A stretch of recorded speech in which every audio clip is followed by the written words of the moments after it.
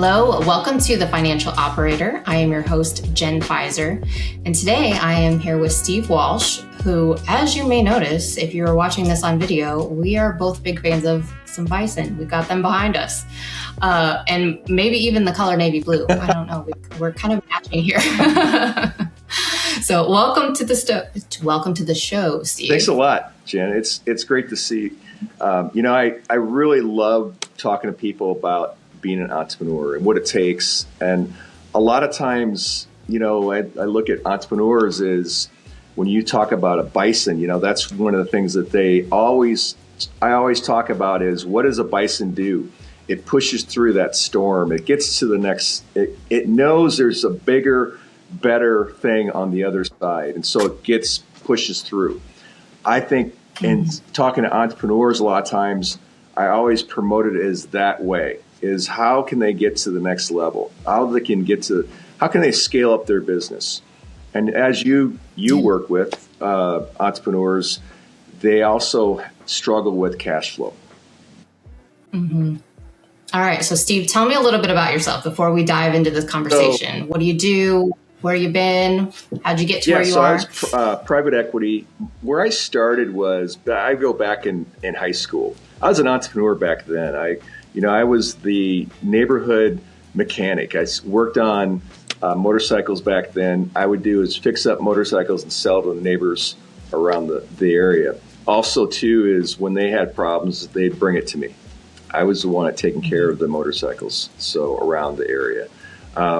And that was the start of my entrepreneurship. From there, it's a matter like, okay, I got into there, and then I also got into investing at the same time. Read the Wall Street Journal when I was in high school, went into college, got into accounting, and I knew back then that accounting was going to be something I wanted to use. It wasn't going to be something that I actually got myself into as a CPA, which I am a CPA, but that was the one thing I knew that those were going to be tools that I could use. And so going forward and then I always have been an investor. And I love working with entrepreneurs, love investing in their companies, love seeing them grow and helping them grow. And that's where I come. That's where I live. And it's fun. Mm-hmm. I always say it's great to work with them, but it's also really hard sometimes. It's that push and pull, the ego that they have sometimes. But also it can be really rewarding. See what happens with the company when it goes from the owner operator to really a bigger company, a scaled company. It's fun to watch. Mm-hmm. Mm-hmm. Okay, so you mentioned private equity. Did you work in private equity for a long time? I was always an investor, and so it was kind of a segue. What ended up happening is I was doing a lot of angel investing. I got into a lot of that, and I was doing quite a bit of angel investing. And so then from there, I was seeing a lot of the problems that entrepreneurs were struggling with. The marketing, they struggle. They have a really good widget. Marketing is probably one of the biggest problems I've seen. And then cash flow, trying to figure out ways to get cash flow positive. And so those are the things. And I segued into private equity because I love working with entrepreneurs that have at least $2 million in revenue. And then from there, it's a matter of like, okay, what do we need to do to scale that? Is it people, systems, or capital? And then it's a matter of what do I need to do to bring it in? I look at myself as smart capital. There's a difference between my capital and then somebody that just brings in capital as an investor. And that's where I play. And that's where I love to work with entrepreneurs that way. Okay. Do you have any certain industries you like to be in? I like software and I like manufacturing. I think both of those are the great areas to be in. And they're very scalable. But I always say one thing, small business is only small because of the entrepreneur. That's really what it comes down to. It doesn't need to be small. I've had working with entrepreneurs that they had said, I just want to get to, they're at maybe 2 million. I said, and they want to get to 10. I always say, if you're at 3, why not get to 30? Why not get to 100? It's going to be just as hard to get to that next level. Then think a lot bigger. And then from there, it's a matter of like, how do you get there? Work backwards. Get that number and then work backwards. Do you find a lot of people kind of put up like, whoa, that's a big number? They do. But so that's where you really have to look at you have to see the picture. What does that look like? And visualize that. A lot of times it's about the mindset of the entrepreneur. It's like, they always do the same thing. I can't do it. I don't have the people. I don't have the capital. They always say those things I always say, get past that mindset and play to win. You're not here just to play. I mean, you're here to play to win. And so that's where I really look at it is getting to that mindset. And then from there, it's a matter of like, what do you have for revenue streams? A lot of these times they have a great widget they're selling or a service they're selling. But if that's the only thing, it really hurts with their cash flow. And it also hurts when they want to go to sell their company.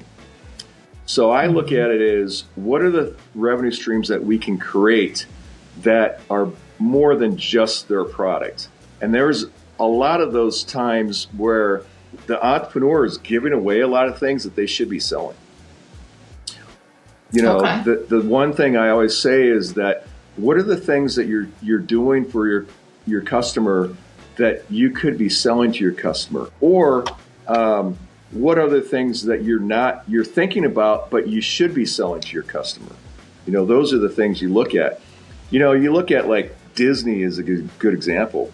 And, look at how many revenue streams they have at a Disney park. I mean, it's crazy what they have for revenue streams. And so you just look at other companies that are out there that create great services and then also a good product on top of that. So it comes down to one thing. You really have to have your marketing in place. You got to know your customer, because a lot of times entrepreneurs, they think they know their customer, but you have to know how your customer thinks, how they feel, what do they really want. It comes down to, it's not about you or the product. It's about what you can do for your customer.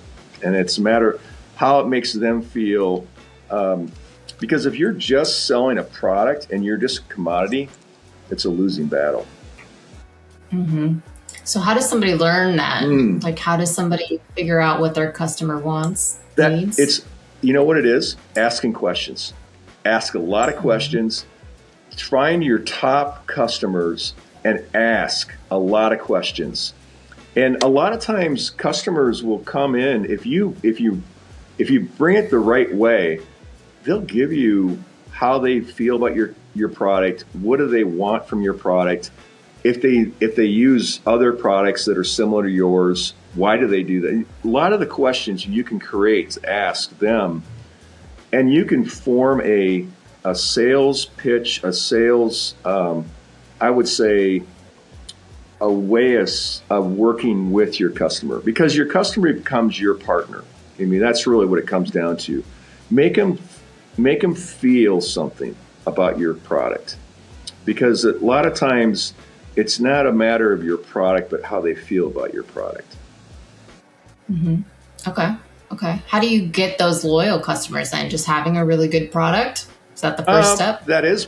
Does that matter? It is good to have a great product, but you also have to have them know what your product is, who you are, what your product does, and then figure out the benefits that maybe they don't even think about. There's benefits that when you're offering your product, it's a lot of times that those benefits, those probably soft benefits that you really don't think about, that are things that your client really likes about either about your company, about your service. That's the other thing is too. Service, I think, is probably more so now than ever, and going forward, your service, how you handle your customer. If you look at great companies, Chewy's a good example of a good company with that. How do they make you feel when, let's say, for a good example is this, they know the birthday of your dog or cat. They send something to your dog and cat at the time of their birthdays. If a pet passes away, they send flowers. Things like that are just, you think are, that's not a big deal. It's a big deal. It becomes stickiness, the stickiness that people will never forget. They'll stay. You could raise your prices a little higher just because of that stickiness, that connection that they have with your company, that emotion connection. It is all about the emotion, how you feel when you work with that company. And so that's where customers, instead of looking at it as more of a generic product, or, that I always say, if you're selling on Amazon, that's great, but you really don't know your customer. That's the one thing you look at, is because if you're looking at as that's your only place of selling your product, it's a losing battle, because now all of a sudden you're selling like everybody else. You're not really getting out there and getting in front of your customers. And so, but that's where it comes back to, what other things are you offering your customer? Is there another line of products that you could be offering your customer? Okay. So I think this kind of segues into like cash flow too, because from my perspective, right, anytime I'm talking to a client about adding a new service or adding a new product or something, like, how are we going to pay for this? But secondly, the cash flow issues that you either need to have generally a big stash of cash that you can kind of rely on in order to be able to pull from as you get this started. I say this a lot, I'm sure you do too. Like, growth is expensive, so you need to be prepared for growth. People always think that, like, right off the bat, like, oh, we're growing, that means more money in our pocket, and that very rarely happens, right? Like, it's kind of a roller coaster of more profitable, no profit, high profit, low profit. So let's talk about, making decisions when you are trying to figure out how to grow. How do you support the cash flow that would need? Kind of all of the decisions that you look at. Yeah, I love reoccurring revenue. If you can get something that I know January 1, I know this is kind of the revenue stream that you're going to have. So that is one of the things I look at as a company, is how can I create the revenue streams like that? I want to know that if I'm selling a product, that I don't need to sell a product sometimes to get a revenue stream. A lot of times you can do a digital creation on a product, and that's actually something that a lot of companies don't even think about, because they think, well, our company's different. Never is. There's always something you can create for that digital product that actually will give you some cash flow.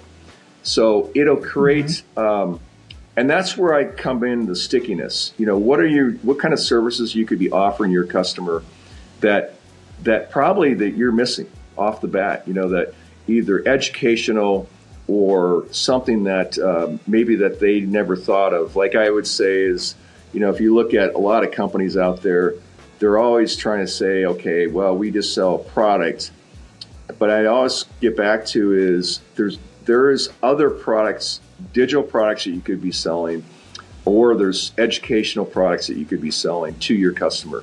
Because a lot of times what we think as a company thinks is like, oh, that's just common sense.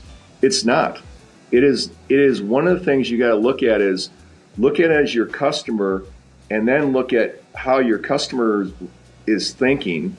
That's really the thing, and bring that into your company. That's the one thing. That's where interviewing customers makes a big difference. Using your Chewy example too, like the auto ship option too, right? Like it's not necessarily like that subscription model, but kind of, right? Like it just puts it on auto ship, and unless you are like, every once in a while I'll get backed up like 3 bags and I'm like, no, this one needs to pause for a minute. Right. But that's on me. I picked the wrong time frame where I need the deliveries, right? But But that's a good way where they kind of thought outside of the box. Yep. Because why does a dog food company need to be sending, we don't need a subscription model, but that is essentially that recurring revenue. Right. Do you have any other examples of kind of some non-traditional ways that a company has done I this? always go back to like a manufacturer. A lot of times there was a company I was looking at. They were doing meat sticks. And the one thing they were missing is a lot of people, when they're doing stuff like this, it may pertain to like they're looking for protein for diet or something like that. So creating products for, maybe they could create a product for, hey, this is the things you should be looking at when you're doing, when you're wanting to put on muscle or something like that. The things that you can create that are maybe similar, but similar that will sell your product. Things like that. A manufacturer that offers, that is doing a widget for another company. This is a great example. There is a company that I looked at they were creating a lot of widgets for a lot of companies. This was companies they needed swag. And a lot of times they were doing is they were just selling the product. People were always trying to find the cheapest product. I always say, why not sell, if you're selling to the end user, train them on why your product, your premium product, is important for their customer or for your employees. As an employee, what do you want to wear? Do you want to wear a cheap t-shirt, or would you want a premium product that will promote that company? I would want a premium product. I mean, that's the way I look at it. So that extra dollar you're spending on a premium product makes a big difference. Same with customers, same way. What are they're going to wear a cheap hat, or they want a premium hat? Big difference. So the one thing I always look at is be the brand maker. That's where you come into play and then create products that'll drive that. Create premium products. That is more so digital products. Promote as you can promote your company and saying, like, for instance, we did where we were saying, as a premium product, how do you do employee retention? So we created something all around employee retention.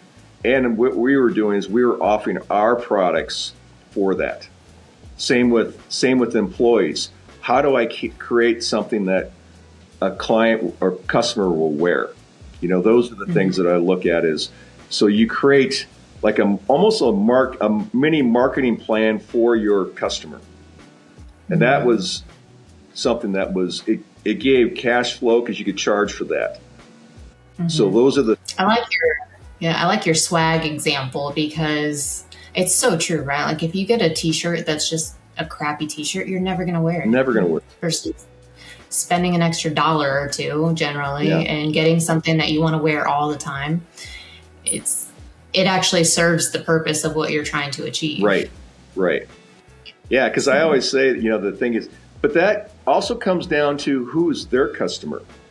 If you're selling a t-shirt, but they're actually they're giving customers polos, probably not going to work. So that comes down to is what do you know about their customer base? And the more you know about them and what they're going to be buying, you can sell and offer a lot of different alternatives for them. I always say that, when you go to like a supermarket, is a good example. A lot of times they have, a whole row of the same thing, of different, like, say, protein bars. How do you make yourself look different? And then how do you do that? That's a lot of times it comes down to the marketing. How do you make people feel? And that's where it comes into play, is knowing your customer. It's funny because, we started with cash flow, but really it's all leading back to marketing and making sure that your product, whatever it may be, is the most appealing out of this sea. Because it is, if you want to be cash flow positive and you want to do cash flow, it is, how can I sell more of my products? And what do I need to do to sell more of it? Cash flow, I look at the books. I look at the financials. That is, I look at the people and I look at financials. Those are the two things I look at first before anything else. And if they align, then I look at the company a lot deeper. But the cash flow, if you look at the financials and you see some things that are off, you got to figure out, okay, why? Why are they off? High inventory levels. What's going on with that? Things like that. The turns aren't hot very fast. Things that you continually look at. Why is that the case? And then you can work off of that. But then it's the opportunity is there. Is okay. What is it that your customer is not being connected? It's not connected with your business. Do you have any recommended amounts that companies should be spending on marketing? It's all across the board. I look at marketing as, usually the innovation and marketing are very important for your company. And a lot of times I'll see companies do almost 50%, 50, okay. It's relatively high sometimes, but also they always say one thing, the one that spends the most wins,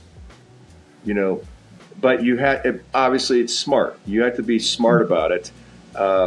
You have to be smart about how you spend your money.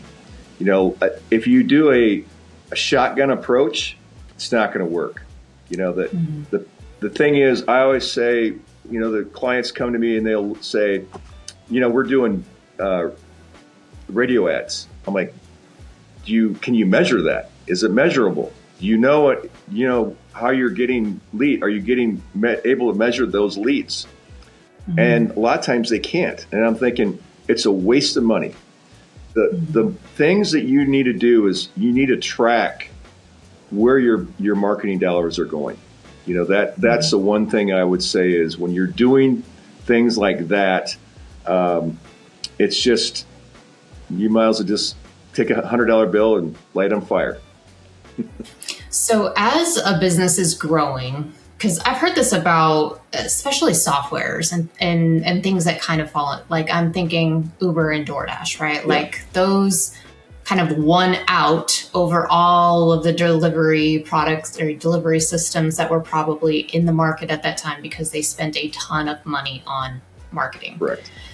And so first of all, that takes a lot of money up front. Right. So obviously they need to do a good job of marketing their project to people that have money and the people that are going to do that. But how do you even know whether it's a good, you said being able to kind of identify whether that's a good dollar that you spent and if you're getting a return on that, knowing where your lead came from. But what is your method for deciding whether you should go more in on one particular marketing, whether it's Google ads or Facebook marketing, whatever it may be? How do you decide what should be the revenue? You got to test it. So The one thing I would say is that if you're going to do things like that, it's really important to test it. I always say the A/B test is important, because here's the thing, if you're doing one type of marketing, it may change. That I'm a big believer on doing a lot of different marketing. You could do direct mail. Nobody does direct mail anymore. And that's the one thing I would say is, what are the things that you can do that nobody else is doing? Especially in the industry you're in. If you're in an industry, is what can you do that makes you stand out?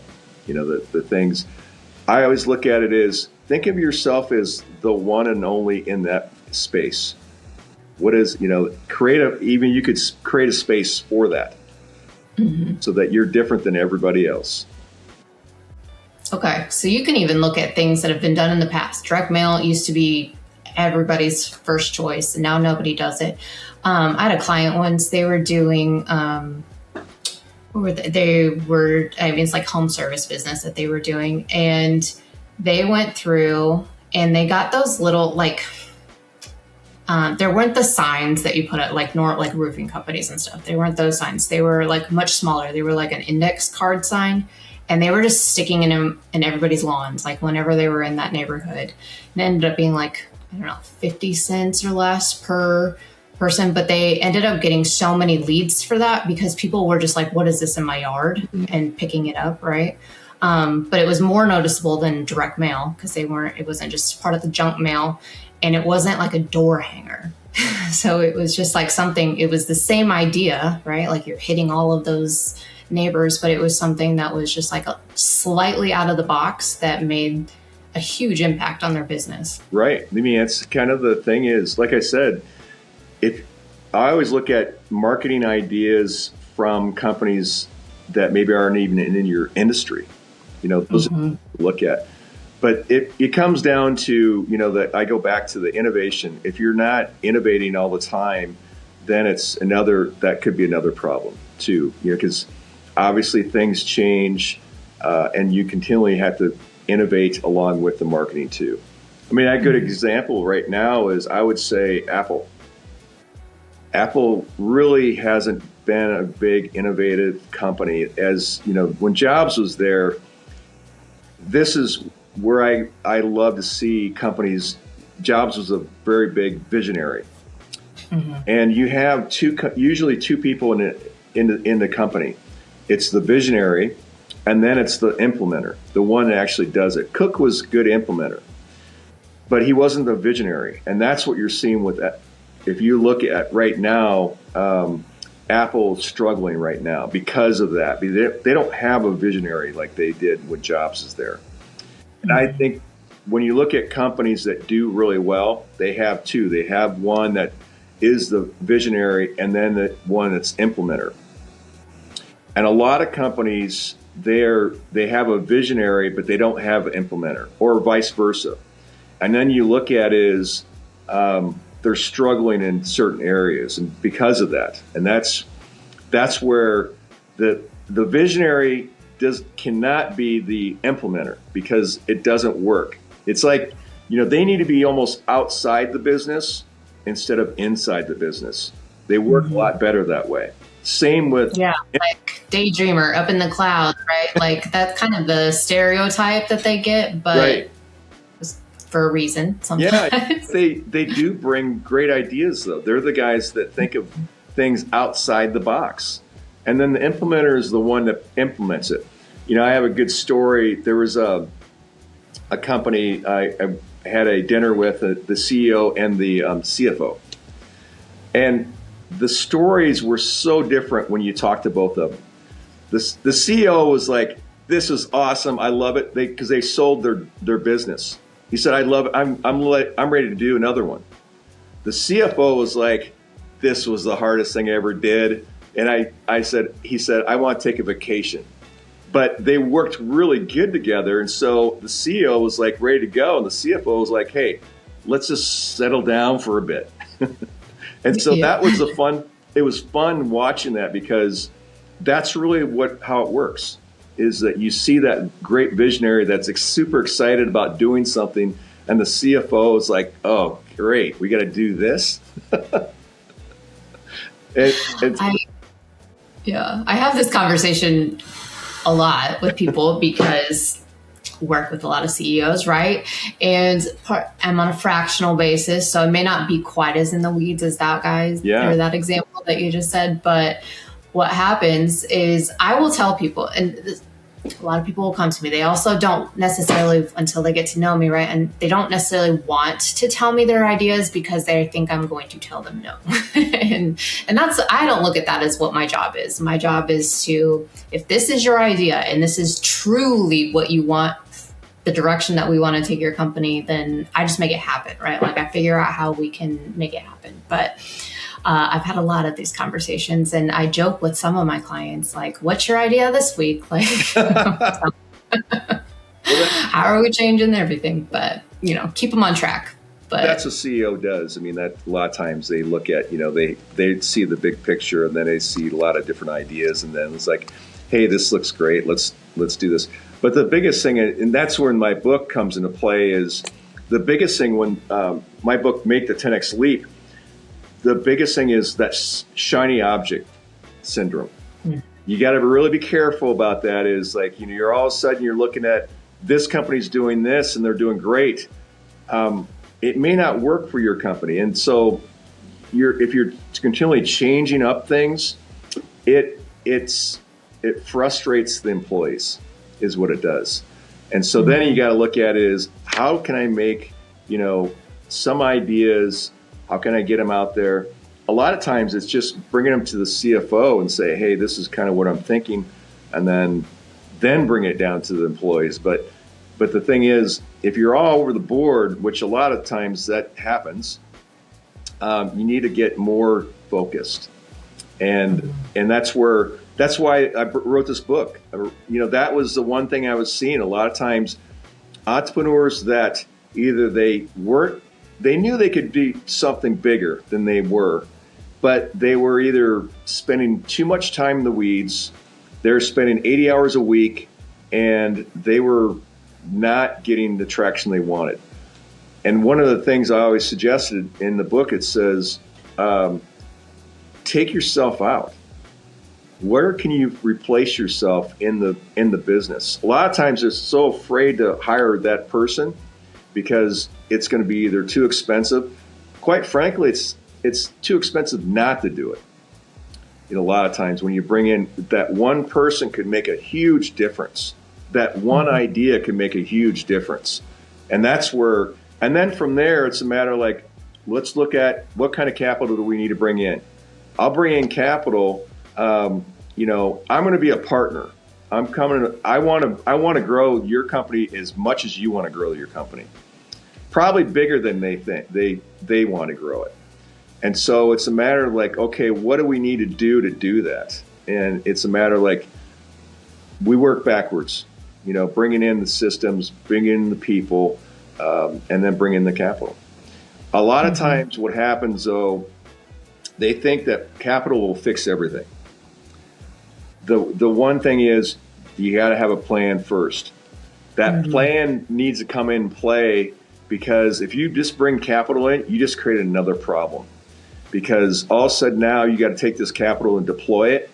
And if you start throwing it at stuff that you really don't have a plan, it is going to be the worst thing you did. That is where the plan comes into play. And listen to him. To whoever's listening. So, and I have on my website, you can go to my website, Bison Equity Group, and I have a basically it's a template for that. So you can work on that. Okay. I see that. I mean, so often too, like I often get clients that are they're coming to me because they were either trying to get funding and couldn't, or they've just gotten funding and then they're panicking because they were like, what do I do with this? Right. And so like having a plan for it, first of all, is your most important thing. Otherwise, I tell this to people all the time, and nobody believes me, I don't think, unless they've had this happen before. But you can get hundreds of thousands or millions of dollars, and it can go so quickly.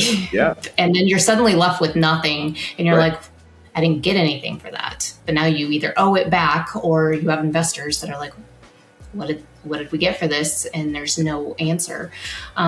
So using funding for paying past bills, we want to use it for revenue generating things, right? Like that's probably one thing that you want to see. You don't want to pay past debts or whatever trouble they're already in, but having a plan. I love it. So, okay, tell me the name of the book again. And I assume it's on Amazon. Make the 10X Leap. And so it's for entrepreneurs, and that's really what I play. The interesting thing you say about that plan and having it in place, I also look at entrepreneurs when they do have that plan is where do they want to go, and what does that look like to them, and that I really mentioned that a lot of it in the book is like your ideas could be different. And so when you're looking at somebody like me bringing me in, you really got to think about what is it that you want. And then also too, I always say, what kind of capital you're bringing in, either smart capital like I am, or are you going to bring in dumb capital? The problem is you bring in dumb capital, it's like getting a loan from a bank. You got to pay it off, but you're not really getting anything out of it. That's the one thing I look at is, but Make the 10X Leap book really talks a lot about that type of thing. Okay, you have another book coming out too. Yeah, right? so this one's for investors, and this is going to be the black book for high net worth investors. It talks about a lot of things about mindset when you're looking at deals, looking at how to look at them, and then also too, it's like the thinking behind it. The innovation, also intuition. My intuition. How do you train your intuition to look at things that are a little bit different than other people would? So those are the things that really in that book. But going back to for entrepreneurs, I love working with them, and they're fun, and it's fun to see a company grow.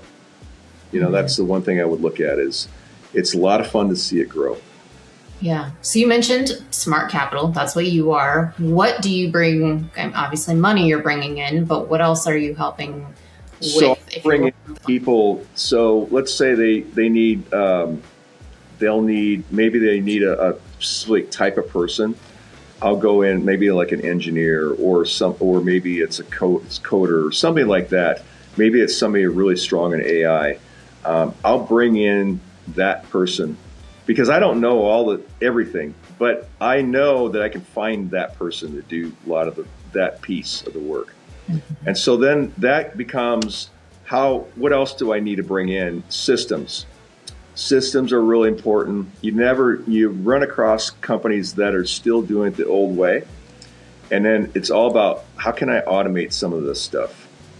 It's not about getting rid of a person, but making the company run smoother. From billing to HR, a lot of the things, how you run the company smoother than it is now. So when you are working with a business, are you generally in it to then sell again? Is that your plan? My goal is to sell. Yeah, that's my goal is to sell it. When I look at a company I want to do is, my investors behind me, what I'll do is, we expect a return, obviously. But if it's cash flowing positive, and if it's a cash flowing company, we might rethink that. Because that's the one thing I look at is, if it's a cash flow company, a lot of times it doesn't make sense to sell it. So you have to.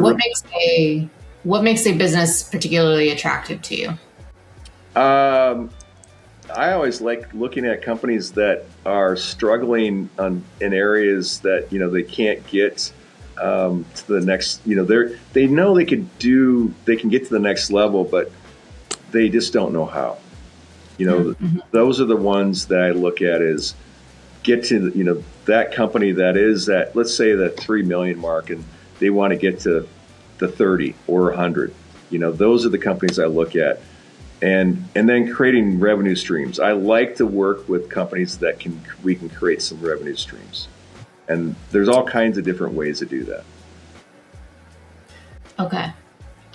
We talked a little bit about that, but I think we're going to wrap up. But I want to make sure that first of all, if somebody wants to reach out and if they have a business or whatever that might be interesting to you, how do they reach you? So reach out to me. My email is at steve@bisonequitygroup.com or go to my website at bisonequitygroup.com. So those are the ways to get to me. Go to LinkedIn. I'm on LinkedIn. You can find me there. Or you can go to Amazon and buy my book, Make the 10X Leap. So that would be the thing is, if you want to find me, there's a lot of different ways to find me. Awesome. You're all over the internet, it sounds like. I try to be. And it sounds like you make some good posts. Are you posting on LinkedIn? We talked about posts. Yeah, posting. I try to post ideas, thinking, a lot of it's thought thinking. I did a post that was about who you surround yourself with. I always look at it as business owners, it's always good to surround yourself with other business owners because they understand a lot of times, the struggles that you're going through. Those are the things they look at is So that's where I look at is who you surround yourself with. So I did a post on that. And then also doing hard things. I always go back to, going to the gym every day is not probably one of the things that I like to do every day. But if I get that done, I know I can do other things that are just as hard. So those are the things that I look at. So I'm trying to always think about what can I do to change my mindset different or make more resilient, I should say. Mm-hmm. I think you said about like 400 things in this interview that I was like, I wish this was like 4 hours long because I could probably ask you so many more questions. But for now, we'll end it here. I appreciate you being on here, Steve. It was great to talk with you. Glad we got to see our common interest here. Right, exactly. And for everybody that's listening, go find Steve, go buy his book, and just support him any way you can.